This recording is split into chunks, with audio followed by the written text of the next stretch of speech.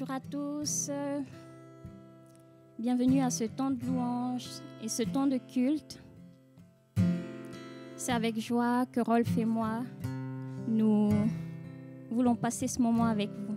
Alors installez-vous bien, sentez-vous libre de chanter, de danser, de lever vos voix vers le Seigneur.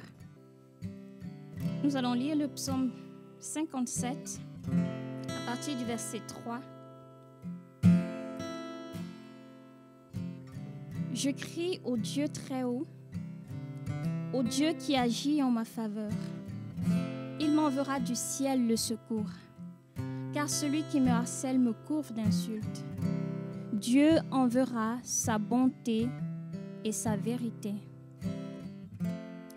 Alors ce psaume est celui de David.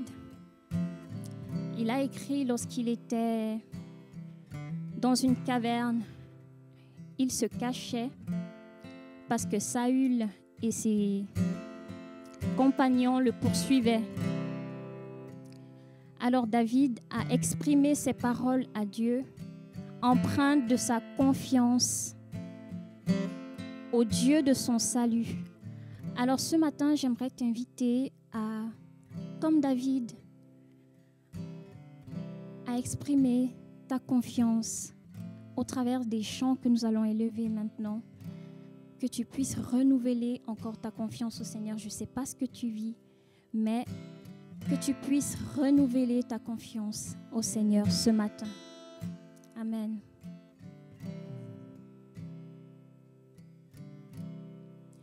Lumière dans ma nuit, paix pour mon âme. Tu es mon refuge,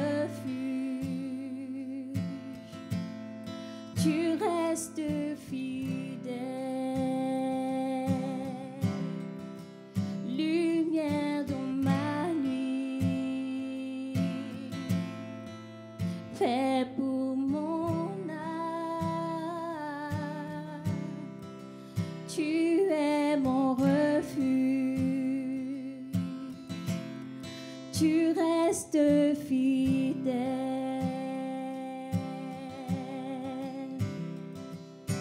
Mon espoir est en toi, ma confiance est en toi. Chaque instant, mon âme s'appuie sur toi. Là dans ma faiblesse, toujours le même. Ton amour est ma force, ta vie est ma voix. Mon espoir, mon espoir est en toi, ma confiance est en toi. Chaque instant, mon âme s'appuie sur toi. Disons-le encore, mon espoir. Mon espoir est en toi, ma confiance est en toi. À chaque instant, mon âme s'appuie sur toi.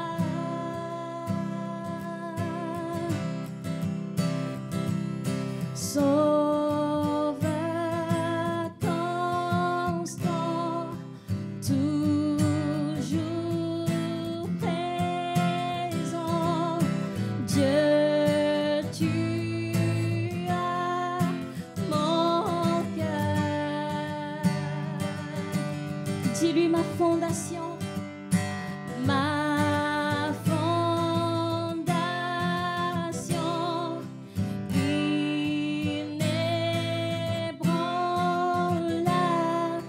Dieu, tu as mon cœur. Mon espoir,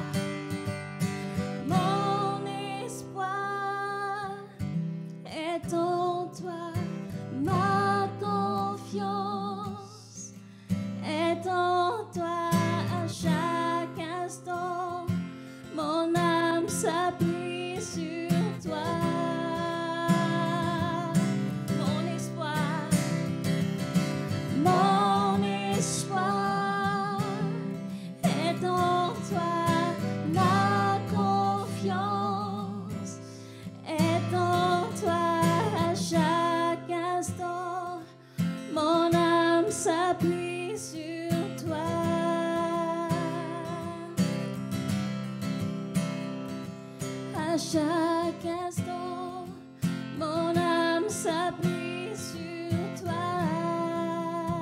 De là où tu es, dis-lui. À chaque instant, mon âme s'appuie sur toi. On va le dire, mon âme s'attend à toi. À chaque instant, mon âme s'attend à toi.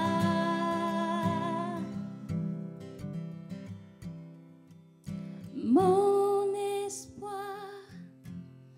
est en toi, ma confiance est en toi.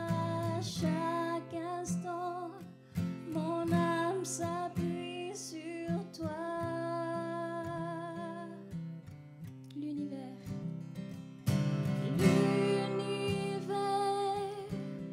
est en toi et ma vie devant toi.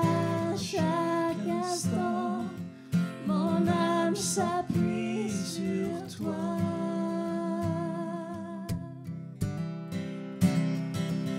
À chaque instant, mon âme s'appuie sur toi.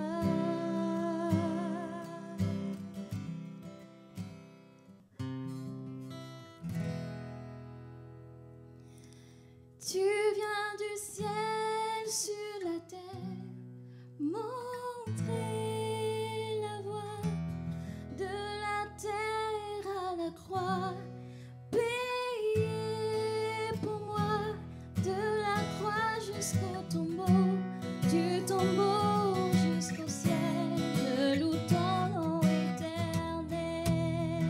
Tu viens du ciel sur la terre.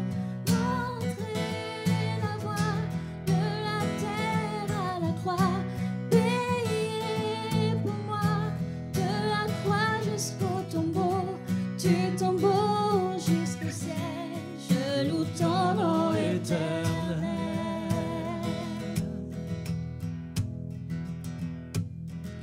Je loue ton nom éternel. Seigneur, je célèbre ta bonté. Quelle joie tu vis en moi. Quelle joie tu vins pour nous sauver. Je loue ton nom éternel. Seigneur, je célèbre ta bonté. Quelle joie tu vis en moi. Quelle joie tu vins pour nous sauver. Tu viens du ciel sur la terre, montrer la voie de la terre à la croix, payer pour moi de la croix jusqu'au tombeau, du tombeau jusqu'au ciel. Je loue ton nom éternel. Tu viens du ciel sur la terre, montrer la voie de la terre à la croix, payer pour moi de la croix jusqu'au tombeau, du tombeau jusqu'au ciel. Je loue ton nom éternel.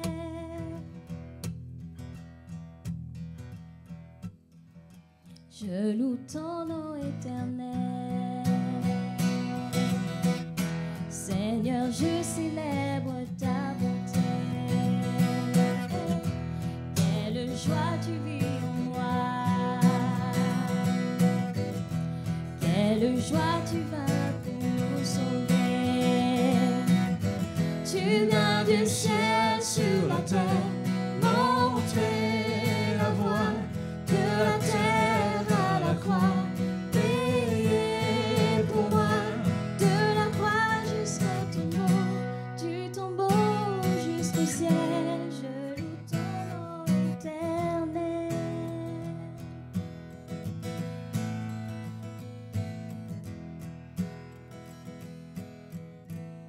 Je loue ton nom éternel. Je vais t'inviter à louer le Seigneur, à continuer de là où tu es, à élever ta voix, à élever des paroles de louange qui élèvent ton Dieu. Parce que celui-là qui est venu sur la croix à Golgotha, qui est mort pour nous, c'est lui qui, par ses œuvres, a accompli de grandes choses. C'est lui qui, par le passé, a accompli de grandes choses dans ta vie, dans ma vie. Et aujourd'hui encore, il agit. Il est le même hier, aujourd'hui, éternellement. Nous allons continuer de chanter ce Dieu, de proclamer cette parole. Il est le même. Il nous secourt, il nous garde, il nous sauve. Alléluia.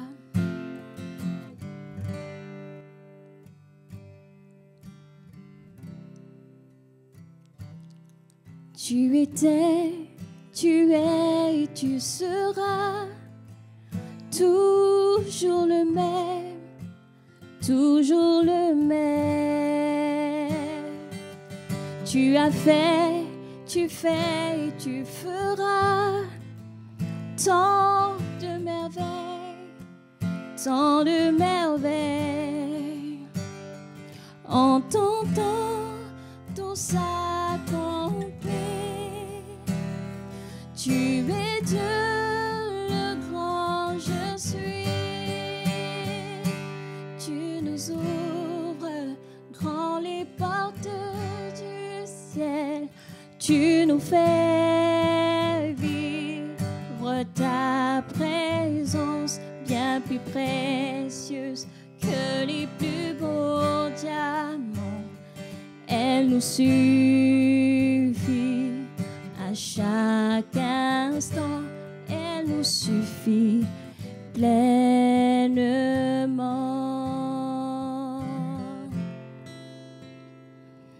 Tu étais, tu es et tu seras toujours le même, toujours le même. Tu as fait, tu fais et tu feras tant de merveilles, tant de merveilles. En ton temps, tout s'accomplit.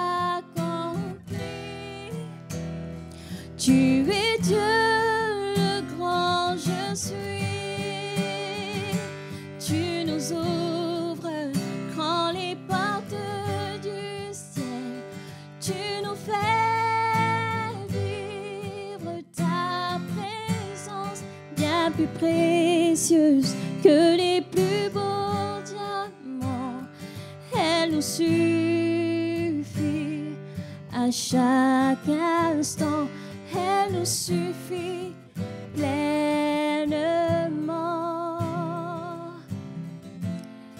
Elle nous suffit.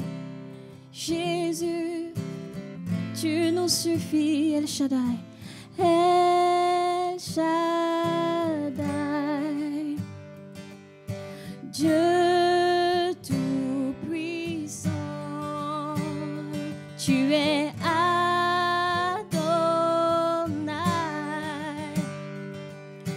Dieu qui vit éternellement. Disons-lui, El Shaddai, El Shaddai. Dieu tout-puissant, tu es Adonai. Dieu qui vit éternellement.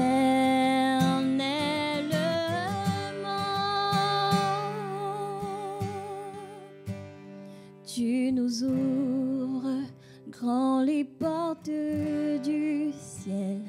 Tu nous fais vivre ta présence bien plus précieuse que les plus beaux diamants. Elle nous suffit à chaque instant. Elle nous suffit pleinement.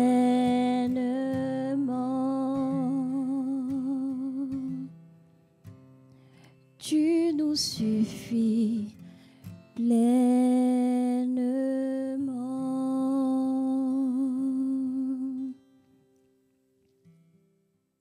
Merci Rolf et Marie pour ce moment de qualité que nous venons de vivre. Bonjour chers amis de l'Escale et d'ailleurs, je vous souhaite un bon dimanche. Je me réjouis de vous retrouver derrière votre écran pour vivre ensemble un nouveau culte. Mais c'est aussi le dernier culte sous cette forme avant de nous retrouver à l'Escale, puisque le Conseil fédéral a décidé mercredi de réouvrir les lieux de culte. À cette heure, nous ne savons pas encore exactement comment nous allons le vivre, mais c'est une excellente nouvelle. Enfin, nous allons pouvoir nous retrouver. Vous allez recevoir cette semaine des informations sur la reprise de ce culte de Pentecôte et je vous remercie de respecter les consignes qui y seront données.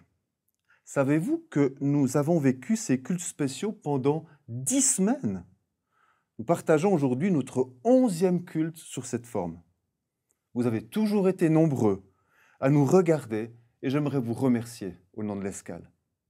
J'ai demandé à Lucie Lapierre, une membre de notre communauté, de collaborer avec moi en illustrant la prédication par des dessins humoristiques spécialement créés pour l'occasion. J'aimerais ici la remercier. Un premier clin d'œil, très gourmand, pour vous remercier d'avoir vécu avec nous ces 11 cultes dans votre salon.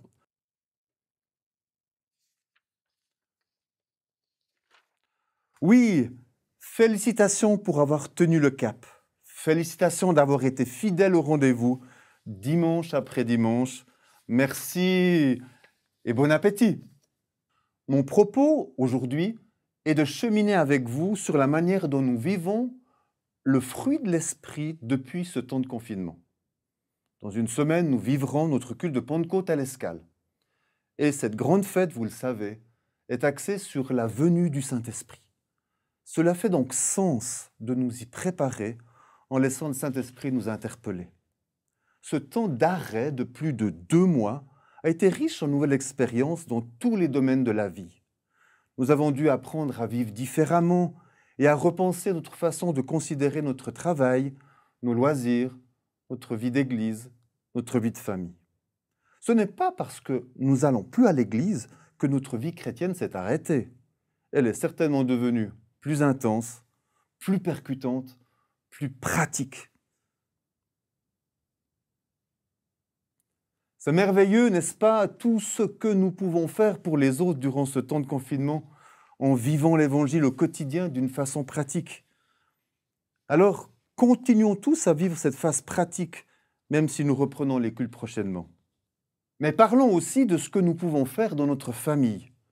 Notre vie de famille est certainement la réalité qui nous impacte le plus au quotidien. On peut travailler à domicile devant un ordinateur, voir le culte devant sa télévision, comme vous le faites peut-être, prendre des nouvelles via un téléphone avec Zoom et d'autres. Mais dans notre maison, les relations familiales ne se passent pas au travers d'un écran. En tout cas, j'espère, et j'espère que c'est vous, c'est la même chose. Non, ces relations sont réelles, évidentes et omniprésentes. Jusqu'à ce fameux 13 mars, chaque membre de notre famille avait ses codes familiaux bien à lui. Chacun vivait sa vie dans sa chambre, au bureau ou à l'extérieur.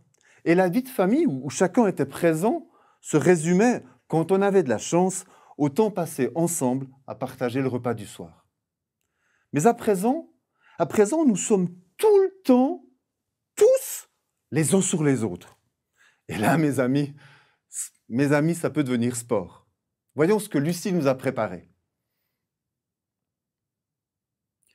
Grâce à ce dessin qui vous évoque peut-être votre quotidien, le ton est donné. Comment avez-vous vécu le fruit de l'esprit dans votre famille ces 2 derniers mois? En observant ce dessin, ne vous focalisez pas seulement sur la maman. Pensez aussi aux autres membres de la famille qui sont également dépassés par la situation. Dans cette période où nous sommes restés chez nous, il serait dommage de confiner aussi le Saint-Esprit et que plus rien ne sorte de notre cœur à ce niveau-là. Alors ouvrons la Bible et lisons Galates 5, 22, un verset bien connu qui nous dit ce qu'est le fruit de l'esprit. Je lis, « Mais le fruit de l'esprit est amour, joie, paix, patience, bonté, bienveillance, fidélité, douceur, maîtrise de soi. Amen. Oui, le fruit de l'esprit, c'est l'amour, c'est la joie, c'est la paix, c'est la patience, c'est la bonté, c'est la bienveillance, c'est la fidélité, c'est la douceur, c'est la maîtrise de soi.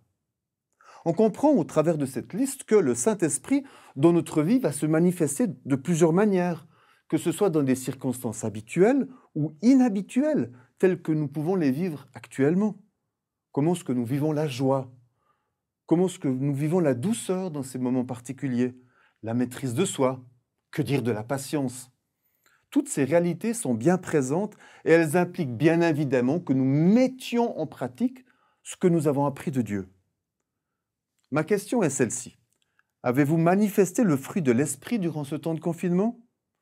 Pour vous y aider, permettez-moi de vous proposer un petit test rapide sur le fruit de l'esprit.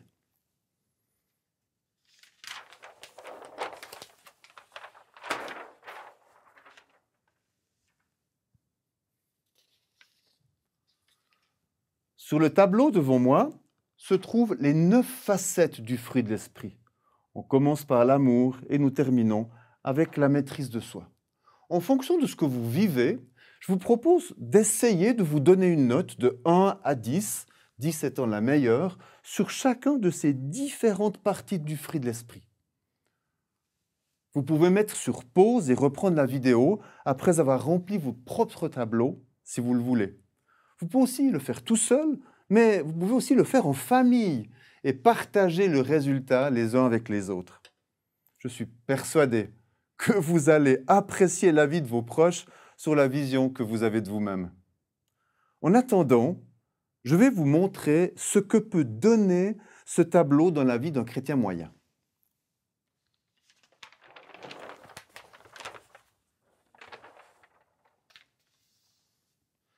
J'ai donc ici la situation d'une personne chrétienne très fidèle, puisqu'elle a 9 sur 10, pas très joyeuse, pas très patiente non plus. J'espère que vous ne l'êtes pas reconnu, parce que selon la formule consacrée, toute ressemblance avec une personne existante est une pure coïncidence et totalement involontaire de ma part. Mais sans trop me tromper, j'imagine que votre tableau est bien plus vert que le mien. Et je vous en félicite. En vous comparant aux autres chrétiens ou aux autres membres de votre famille, vous trouvez peut-être que vous êtes quelqu'un qui est bien plus doux que les autres, bien plus patient que les autres, et cela peut-être flatte votre ego. On peut vraiment dire que vous êtes une personne remplie de l'esprit, une personne sanctifiée. Voyons ce que Lucie a à nous dire sous cette réalité de la sanctification.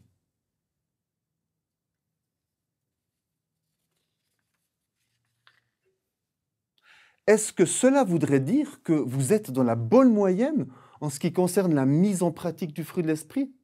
Je vous entends dire « Ah ben oui, évidemment !» Eh bien, on risque de vous étonner. Pas du tout. Ce tableau n'est absolument pas le reflet du fruit de l'esprit dans votre vie. Pourquoi cela? Eh bien, parce que n'importe quel habitant du monde peut manifester de la joie, par exemple, sans forcément être chrétien.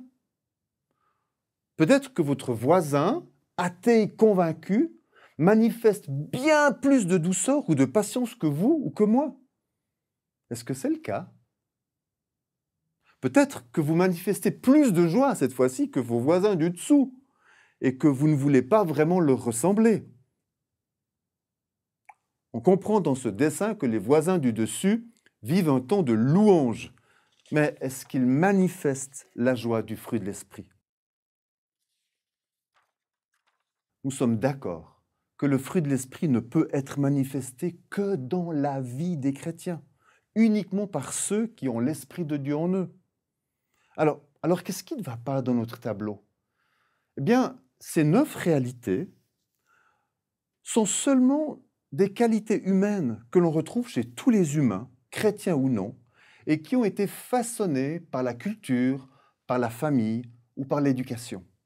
Telle personne aura plus de douceur qu'une autre parce que dans sa famille, tous sont remplis de douceur les uns envers les autres et d'une façon naturelle. Et cela, ça n'a rien à voir avec la foi, ça n'a rien à voir avec Jésus. Ces 9 qualités ne sont pas le fruit de l'esprit, mais pas du tout. Et au risque de vous surprendre, et même de vous choquer, le fruit de l'esprit se manifeste rarement dans nos vies. Et si je veux vous choquer encore plus, je dirais que plusieurs chrétiens parmi ceux qui m'écoutent n'ont peut-être jamais manifesté le fruit de l'esprit. Alors, qu'est-ce que Galates 5, 22 veut nous dire? Eh bien, dans ma vie chrétienne, le fruit de l'esprit commence là où s'arrêtent mes qualités naturelles, quelle que soit mon histoire personnelle. C'est quand je n'ai plus de patience. Ici, 4. Que Dieu prend le relais par son esprit. Car le fruit de l'esprit se manifeste seulement lorsque je n'en peux plus, lorsque je suis à bout et jamais avant. J'ai fait quelques recherches et j'ai vu que le mot fruit en grec se dit karpos et il signifie fruit. Mais j'ai fait un peu plus de recherches et j'ai remarqué qu'il veut aussi dire un résultat fertile là où plus rien ne pousse. Et c'est exactement ce que nous voyons ici. Un résultat fertile où plus rien ne pousse. Là où il n'y a plus de patience, là où il n'y a plus de douceur, là où il n'y a plus d'amour, eh bien, le fruit de Dieu peut commencer à pousser. C'est uniquement lorsque notre patience est épuisée, qu'elle est morte, qu'elle ne peut plus rien produire, que le fruit de l'esprit va se manifester en nous.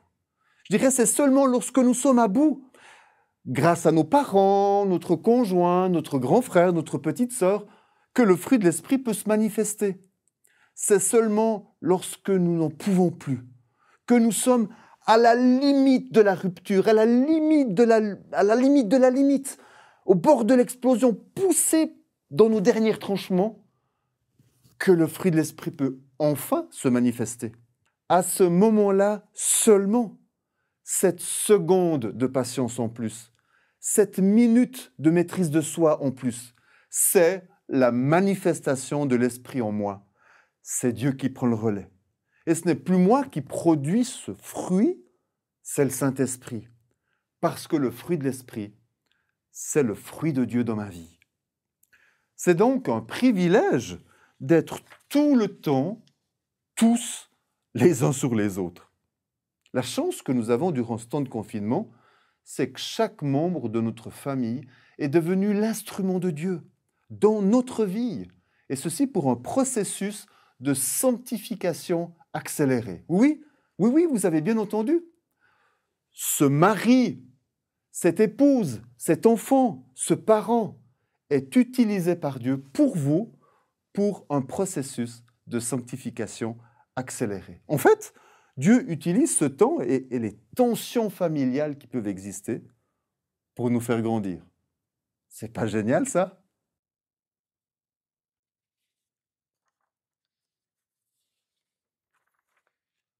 Quand Paul s'adresse aux Galates, il les enseigne sur la nécessité de le laisser vraiment agir, de laisser vraiment agir ce Saint-Esprit dans leur vie. Et Dieu, par son esprit, ne veut pas être que spectateur de notre manque de patience ou de notre manque d'amour. Mais quand nous sommes poussés à bout dans nos retranchements, particulièrement dans le cadre familial, alors le Saint-Esprit peut enfin agir en nous et nous permettre de manifester ce fruit que nous venons de comprendre. Alors le vrai tableau du fruit de l'Esprit est plutôt ceci. Pour, par exemple, quelqu'un qui était très en colère, qui n'arrivait pas à manifester sa patience, eh bien voici que quand il n'en peut plus, le fruit de l'esprit commence à manifester. Une personne qui avait de la difficulté à être douce, peut-être avec ses enfants ou avec son conjoint, voilà que poussée dans ses retranchements, cette personne devient beaucoup plus douce. Ce n'est pas elle, c'est le Seigneur. Ce n'est pas elle, c'est le fruit de l'esprit. Ce temps d'arrêt n'est pas encore terminé.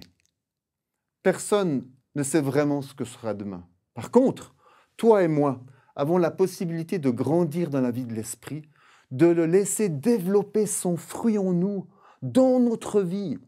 Et cela grâce à ceux qui osent empiéter notre espace vital au sein de notre foyer. C'est dans cette perspective que je vous encourage à considérer le prochain conflit familial sous la lumière de Galates 5.22. Nous en ressortirons tous grandis. Amen. Et bonne semaine en famille. À dimanche, à l'Escale.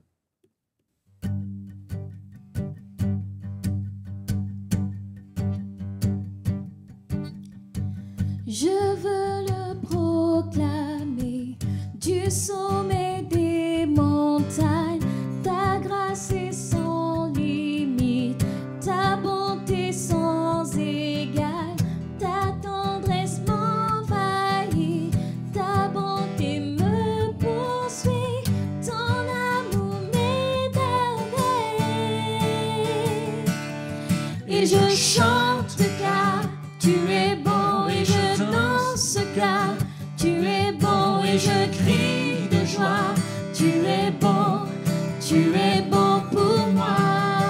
Et je chante car tu es bon, et je danse car tu es bon, et je crie de joie. Tu es bon pour moi.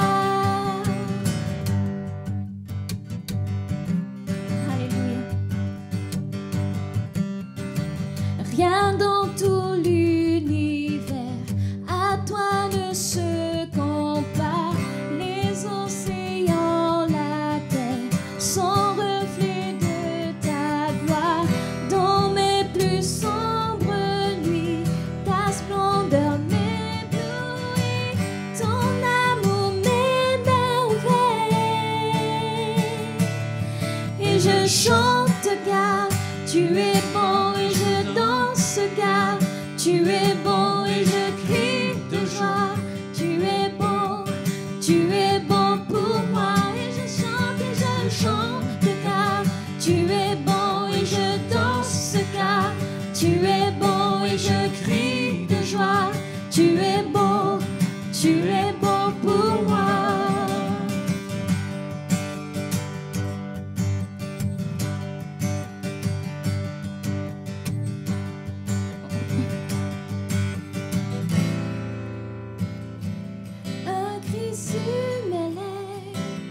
Ma vie te célèbre. Tu es bon, vent, soleil ou pluie, mon cœur te redit. Tu es bon, un cri sur mes lèvres, un cri sur mes lèvres. Ma vie te célèbre. Tu es bon,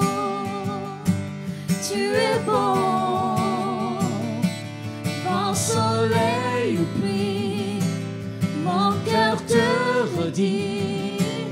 Tu es bon, et je chante car tu es bon, et je danse car tu es bon, et je crie de joie. Tu es bon pour moi. Et je chante car tu es bon, et je danse car tu es bon, et je crie de joie. Tu es bon, et je chante car tu es bon, et je danse car tu es bon, et je crie de joie. Tu es bon